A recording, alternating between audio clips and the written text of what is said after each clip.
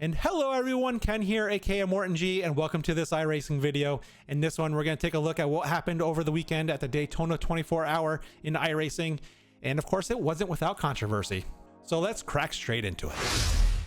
All right, so we're going to break this down into a few different sections. We're going to have who won, the controversy, Max's big mistake, the effects of rain, and participation in viewership numbers. So who did win the main event here? And that's been up for debate for the past 24 hours here. And of course, we're talking about the top split, which was located in slot number 3, which was kind of considered the main split of the weekend, which had the highest strength of field of an 8,630 and had over 43 splits within it, with the lowest strength of field being a 940 race. Anyone can participate in these, folks. You don't have to have the best iRating as proof of that. But here is the results in the GTP class. We had gridandgo.com esports 001 taking the top prize, which may be a surprise to some of you because that was not the car that finished first. And then in second, we have Apex Racing Team 99. Then we had the BMW M Team Redline 20, that's Max's team, coming in third. Then in the last line I included here on the slide was the car that crossed the finish line first at the end of the race. That was the Scuderia Ferrari HP Esports team, the car number 50. But as we can see, it has been officially disqualified. And that is how Grid and Go has moved up to take that top slot. So we'll get into that in a minute here. But next in the LMP2 class, we had Apex Racing Team 199 and P1, WSR Esports Bruzy 223 and P2, Williams Esports Academy LMP2 and third. And then finally in the GT3 class, we had Team Redline 171, Williams Esports Racing Prodigy in P2 and Sim RC in P3. And I also kind of included the cars that won. We had an Acura, Ferrari, and BMW in the GTP class. In the GT3 category, we had an Audi, BMW, and Acura. And as we can see, the Audi BOP change that we talked about in my last video helped propel it to being one of the top cars to race, it seems, this past weekend. But good to see a diverse field of winners here as far as car manufacturers go. Okay, so let's get on to the controversy, shall we? So the controversy involved, as we stated here, car number 50, the Scuderia Ferrari HP Esports team, which consisted of Michele Constantini, Ollie Steinbratton, and Nicholas Bew. Hopefully I pronounced those right. And the controversy occurred around the 7-hour, 56-minute, and 25-second time remaining in the race. And this is the view of what happened from the broadcast. And as we can see, coming out of the kink, the Scuderia Ferrari car is trying to go in between two cars, suddenly locks up and disappears as entering turn 3. And then we see moments later, we skip ahead a little bit, we see them reappear in the pits, having been towed. So that caused some question marks and what kind of happened? Definitely disconnected, which can happen. We're on all on computers and such. But let's take a look at that onboard. And so to see the onboard, we go to Team Redline's Twitch stream. They were kind of reviewing it, so I was able to get a capture of that. Because, and I'll speak into why in a second here as well. As we can see from this view, clearly trying to split two cars on a very wet track. He's definitely locking up. He's definitely losing it. Can't get it turned. It's understeering like crazy. And he was about to go off track and probably take a good smack into the wall. So people assume they must have all F4'd and had it like hotkeyed to do it, which can be done. And what that does is that kind of pulls you out, it disconnects you from iRacing. And so iRacing just seems you disconnected naturally, right? And so they just take your car off so you don't interfere with other people, potentially wreck other people. So you get automatically towed to the pits, but you don't take any damage. So he never hit the wall, so the game never registered him as taking any damage. And that's kind of where the controversy is and where people were getting upset. Because if they just would have accepted their fate, they most likely would have had a significant amount of pit stoppage time, which with I think the next car finished only 4 laps down, Max's car only 7 laps down, so that definitely would have put them on the back foot.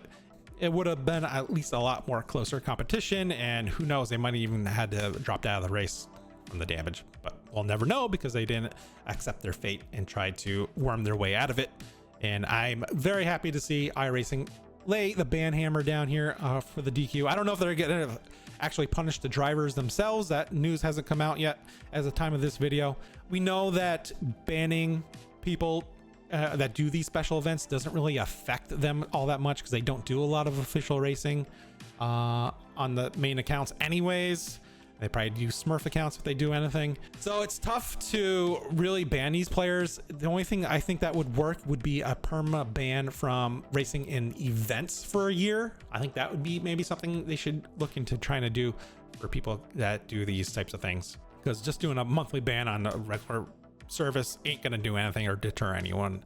And so iRacing does need to kind of hammer down to make sure these types of, especially in the top split where there's a lot of eyeballs watching. Hopefully we'll hear something in the next few days if there's any repercussions for the actual driver who pulled off the move. So that was a big one, folks. Nothing else I've heard so far, but keep an ear to the ground. Usually a few days after the event, some other things come up, and keep attention to your YouTube and we'll cover it if it does. All right, so that's going to bring us to our next slide here, where we're going to discuss our F1 world champion, Max Verstappen, who is participating in this particular race with his BMW M Team Redline 20, which of course was running the BMW Hybrid V8 and consisted of teammates Chris Luham and Diego Pino. Sorry if I butchered those names.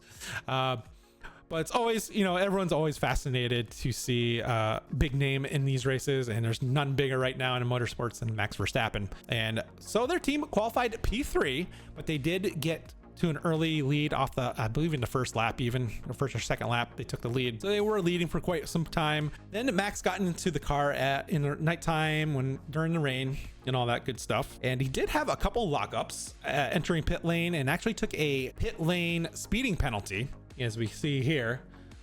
But that wasn't the main thing. You actually, because he's Max Verstappen, he was able to recover from those minor issues, of course. But that was not what lost them the race. But it was this mistake here that we see that happened with 6 hours and 30 minutes left to go in the race that really put the team Redline in the back seat as far as potentially winning the race, as they were in P1 at the time. From the beginning, as he's coming through the kink here, you see he actually touches the grass. It's a big puddle of water, which unsettles the car as he tries to go into a very tight window. That GT3 didn't leave a lot of room either. And Max tried to get in there, do his thing. But unfortunately, I think that hitting that puddle of water really upset the car a little too much, caused him to get a little squirrely, and as you see here, into the wall. And so they took multiple minutes of damage and repairs here. That set him back 7 laps ultimately by the end of the race. But they did still end up on the podium, so congrats to them and Max for a job well done in very tough conditions. Last big main topic here, which was in fact the rain. So I was able to go in and look at lap times and hear everyone's feedback on the forums, and it only affected slot number 3. And of course, how it works is it affects every split in the slot. So every split had the same weather across all splits, but it only affected slot number 3. The other 3 slots did not have any rain whatsoever. I did hear reports of some like fog on one of the splits, but no rain. So it was only the main slot that had the rain for this event. But how did it affect the race, and how was it received? Well, there's some mixed reaction from people on the forums. So there's a lot of anecdotal stories of how people think it caused like a big increase in incidences and DNFs, etc. So I kind of wanted to try to dive into the numbers of that. So what I did is I went into the race results, which anyone can do out of the UI, and I entered some numbers onto the spreadsheet, and here is what we found. Here in this first slide we're going to take a look at is the impact of the GTP class through all 4 slots, and I picked out 2 different strength of field. So for slot 1, 2, and 4, I picked the top strength of field, which was in the 4,000s. So out of slot 3, I just pulled out an equal strength of field to kind of be on equal footing for looking at this data. And then I took a lower level iRating, which is, you know, close to where I've been in the past, and on average is kind of where most of majority of iRacers is in that 15 to 1600 level. So I wanted to take a look at those slots to see how bad it was for them. And we also ended up pulling the top slots because I was interested to see what the highest strength of field and the lowest strength of field in the rain did. And what do we see here from our numbers? So the average incidences across all 4 splits kind of honestly was not too dissimilar from the rain slot. If we're looking at the lower strength of field here, in slot 2 we had a 130 average, and slot 3 only was 143, so not too much different. And slot 4 was almost exact same as the rain slot. So the average incidences were about the same. And also, if you look at the DNFs and the number of cars that had over 100 plus laps down from the leader, they're all kind of not too dissimilar.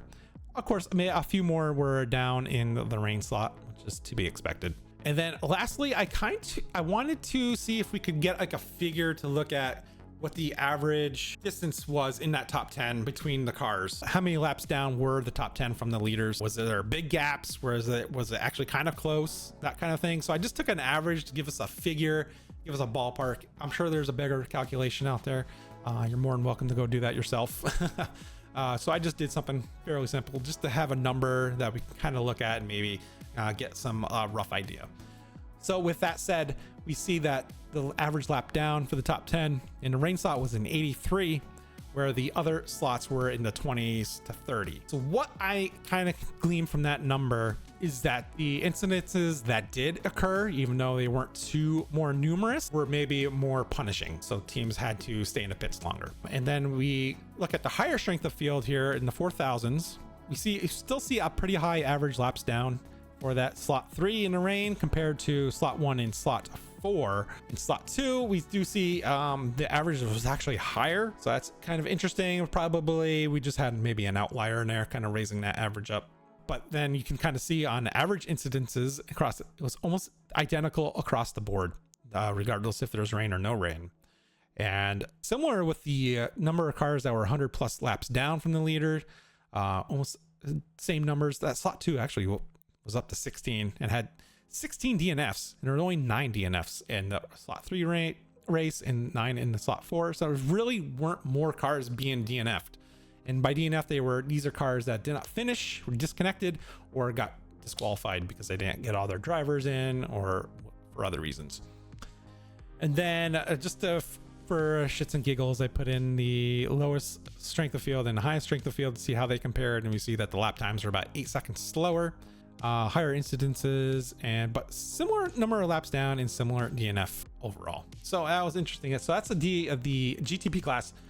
And quickly, I also wanted to look at a little bit of the GT3 just to see if there's much difference there, depending on the type of cars that were driven. So I did one for all 4 again here for the lower strength of fields. And what do we see here? Similar situations here. We also see a higher incident level in that slot 2. So that slot 2 seemed to be pretty messy. We had 10 DNFs again, which was higher than the slot 3 rain race. And average incident, it was down.